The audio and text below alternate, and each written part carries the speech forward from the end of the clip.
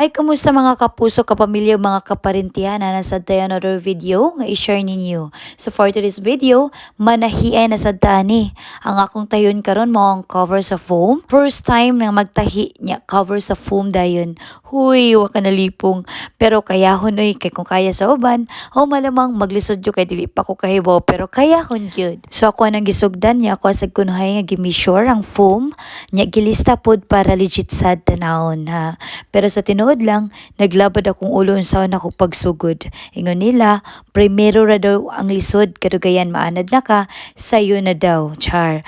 Mura ra gyud na og relasyon sa una, lisod pa na mga adjustment nga mahitabo, pero kadugayan maanad na ka, sayo na ug makasabot na kaniya.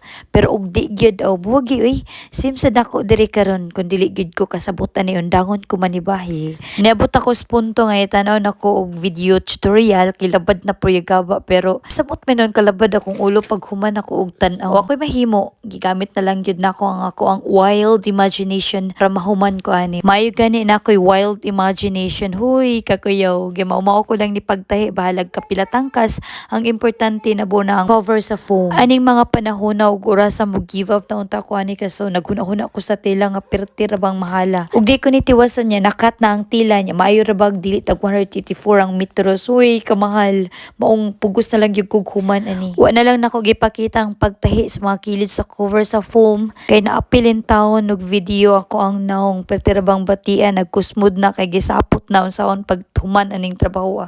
Kaning pagtaod sa zipper dako sad kayo ni og pasensya nga dapat nimong ihatag kay perti sad kayong kutiha para nakuha nga mabag-uhay pa. Ang pagtaod magud sa zipper lahi ang ako ang style. Wala ko sa tumoy sa foam nagbutang kundi kaning pikaski ako ang gibutangan o di ba para sa yon ra ang pagpasulod sa foam. Bisag na sa kilid ang zipper, struggle gihapon ang pagpasulod sa foam. Sus, karon pa ba ko mo give up nga hapit na ko mahuman? Padayon ta sa pagkigrambula sa foam oy. Hay, salamat, hapit na gid ko makalingkawas. Grabe kanindot sa feeling. Murag dako kaayo kog accomplishment nga nabuhat rong gabi una tungod aning ako ang gihimo nga cover sa foam. Tada! I-zip na gyud nako ang zipper, gamay na lang gyud kuwang makatug na gyud ko ani nga malinawon. Suwayan ko no nato og zip bi kung close ba gyud. Wow.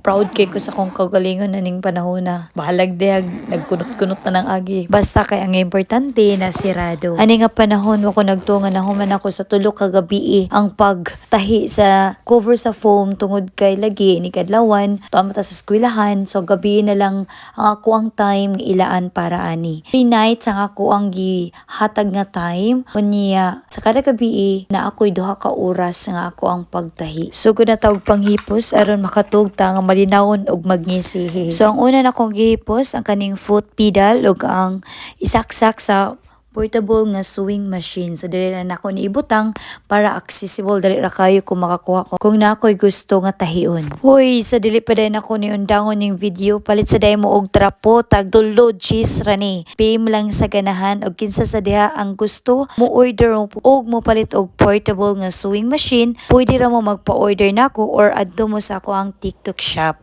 I-search lang ang Polvera Shop or Teacher Ging. I-click ang video nga ang content is kani nga video or og video nga nagtahi ko. Na dito sa video ang yellow basket, imo hatong i-click, na dito ang product mo appear. And then imo hatong i-add to cart or order na. So, ingana ra ka sayon ang pag-order sa ato ang TikTok shop. Thank you and see you on my next video. Bye!